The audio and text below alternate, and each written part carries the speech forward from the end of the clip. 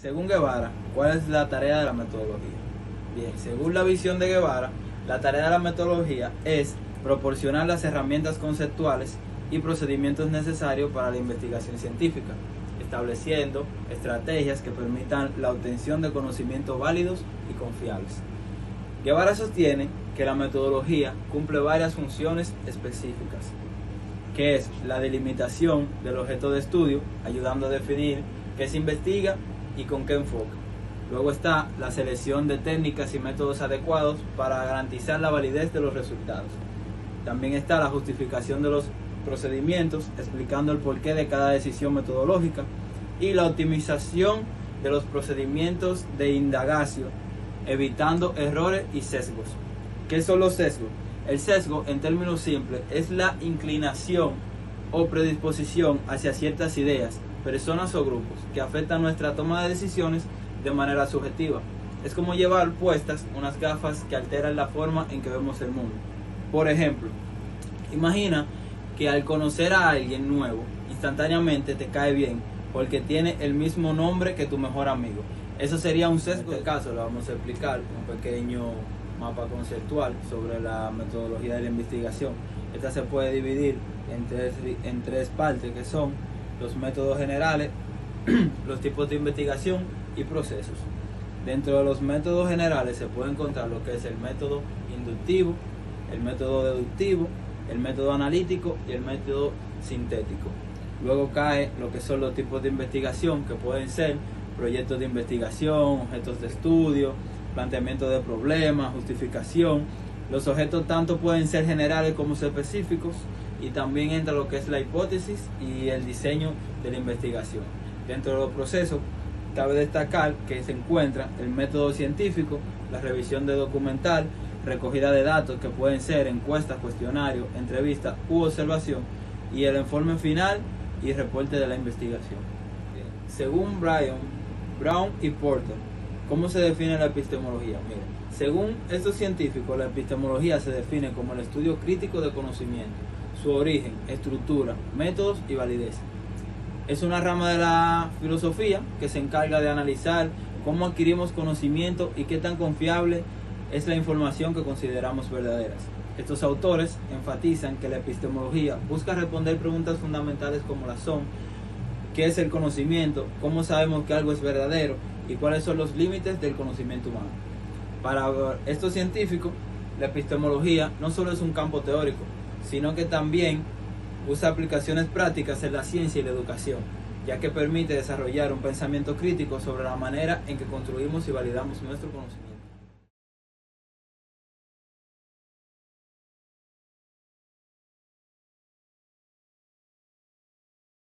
El término epistemología tiene varios sinónimos y términos relacionados que pueden emplearse en distintos contextos, aunque cada uno de estos puede tener matices particulares.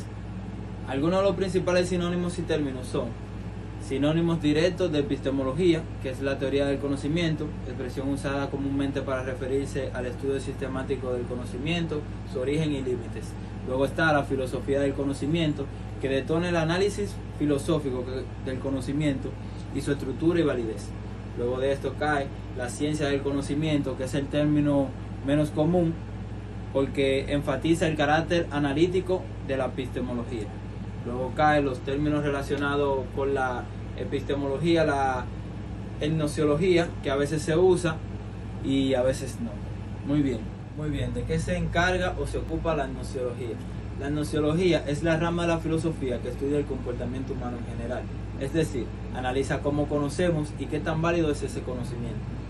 Se ocupa de cuestiones fundamentales como son la naturaleza del conocimiento, la diferencia entre conocimiento y creencia, la relación entre el sujeto, que es quien conoce, y el objeto, que es lo que se conoce, los métodos a través de los cuales se adquiere el conocimiento, llámese razón, experiencia, intuición, etc., que es a diferencia de la epistemología, que estudia específicamente el conocimiento científico.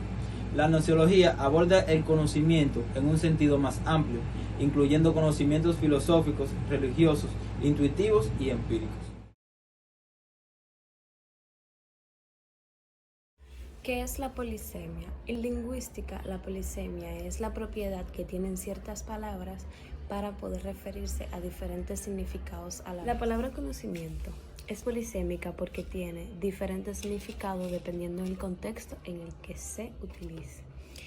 Por ejemplo, voy a mencionar cuatro polisemias de esta palabra. La primera está el acto de conocer. La segunda es el conjunto de información que una persona posee. La tercera es el proceso cognitivo y de percepción y aprendizaje del cerebro. Y la tercera es el reconocimiento de algo o alguien. En el acto de conocer, de la primera, está el proceso en el cual nosotros adquirimos información y la comprendemos. El conjunto de información que una persona posee puede referirse al conjunto de información que poseemos de diferentes temas o de un tema en específico. En el proceso cognitivo de percepción y aprendizaje estudia básicamente el proceso por el cual el cerebro pasa para comprender un conocimiento. Y el último es el reconocimiento de algo o alguien. Es el tener conocimiento sobre un tema o varios temas en específico o un evento o una persona. Estos cuatro conceptos son polisémicos porque entre ellos tienen en común los elementos que relacionan el procesamiento, adquisición y posesión de información o experiencia. Mario Bunge, filósofo argentino, propuso dos perspectivas diferentes sobre el conocimiento: el sistemismo ontológico y el gnoseológico. La perspectiva ontológica. Primero, la ontología es la rama de la filosofía que estudia qué es real y cómo existen las cosas. Desde esta perspectiva, la ontología plantea que el conocimiento es algo que existe en el mundo, independientemente de que alguien lo descubra o no lo descubra. Por ejemplo, las leyes de la física, como la gravedad, existían muchísimo antes de que Isaac Newton las descubriera. Es decir, que el conocimiento existe por ahí esperando a ser descubierto.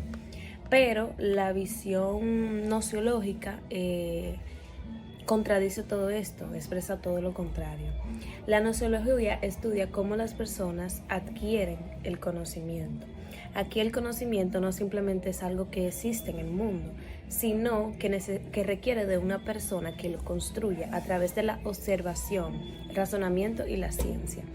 Siguiendo con el ejemplo de Isaac Newton, las leyes de la física, como la gravedad, siempre han existido. Eso es visto desde la visión ontológica. Ellas siempre han existido, independientemente de que Newton la descubriera o no. Ahora, cuando interviene Isaac Newton y la descubre y las observa y las estudia para poder describirla de manera científica, ya entra lo que seguía siendo la visión gnoseológica. En resumen, visto desde la ontología, el conocimiento es algo que simplemente existe, independientemente de que alguien lo haya descubierto o no. Y visto desde la gnoseología, el conocimiento es el proceso por el cual las personas descubren, procesan y validan lo que saben. Estas dos perspectivas se complementan porque independientemente de que el conocimiento exista en el mundo, es necesario un proceso para descubrirlo, validarlo y entenderlo.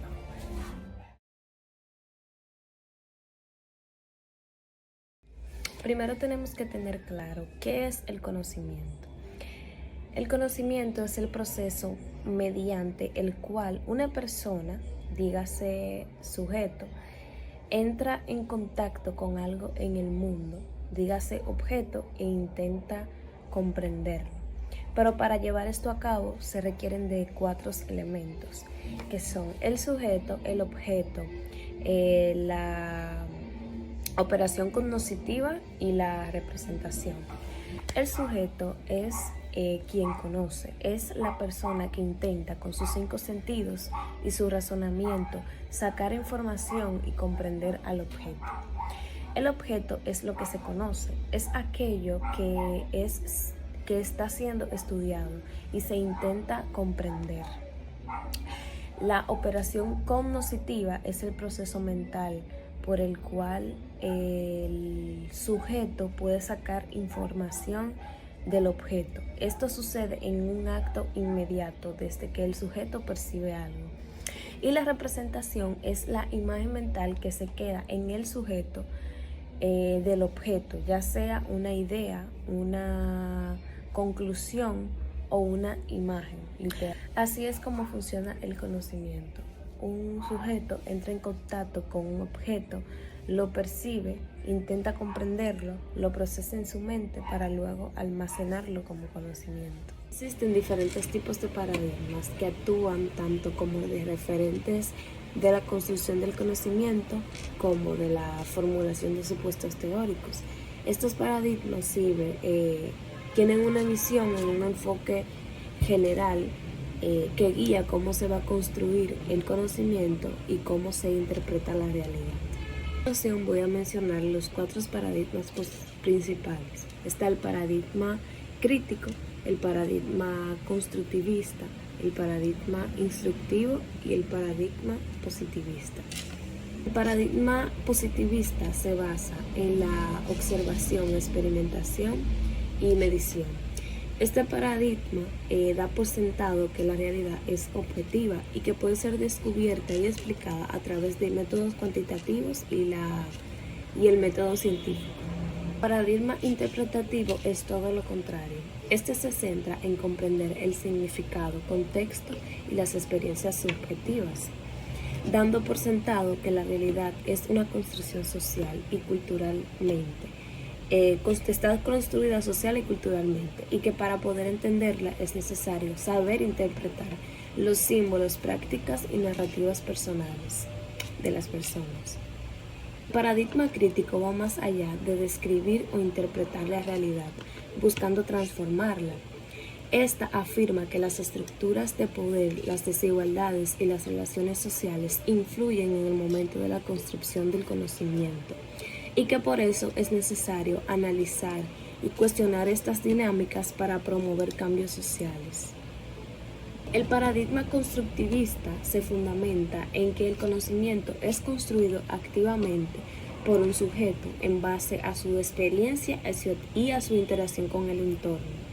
Es decir, que una persona construye e interpreta su propia versión de la realidad, lo que implica que el conocimiento es el resultado de procesos de construcción social e individual. Uno de estos paradigmas ofrece una perspectiva distinta sobre cómo se produce y se valida el conocimiento. El uso de estos paradigmas dependerá de los objetivos, preguntas de investigación y el contexto en el que se sitúe el estudio.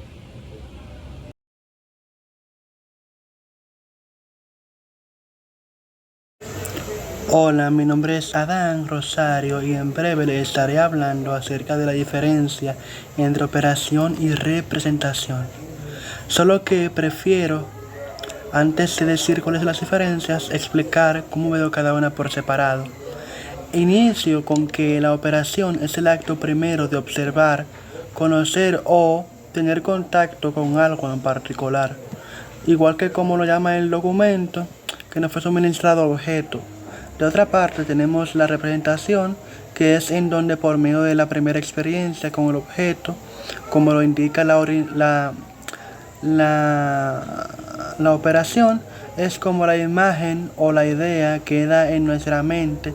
Claro que con otras experiencias, interacciones, porque no es fija, puede cambiar a medida que se van teniendo otras interacciones con el objeto. Tal es el caso de los traumas. Podemos eventualmente tolerar la presencia de un animal como el perro, pero si en determinado momento adquirimos la experiencia de una mordedura, podemos sentir temor o justificado rechazo. En palabras llanas, la diferencia entre operación y representación es como la operación es en el momento en que tenemos contacto o conocemos algo, y la representación es ya como lo guardamos en nuestra memoria, es decir, la imagen gráfica que tenemos al recordarlos. Entre las principales interrogantes que plantea la epistemología como reflexión crítica a cada ciencia están: ¿por qué se denomina ciencia? ¿Cuál es su origen? ¿Cuál es su objeto de estudio? cuáles son sus métodos, sus teorías, sus técnicas y si es válido su conocimiento.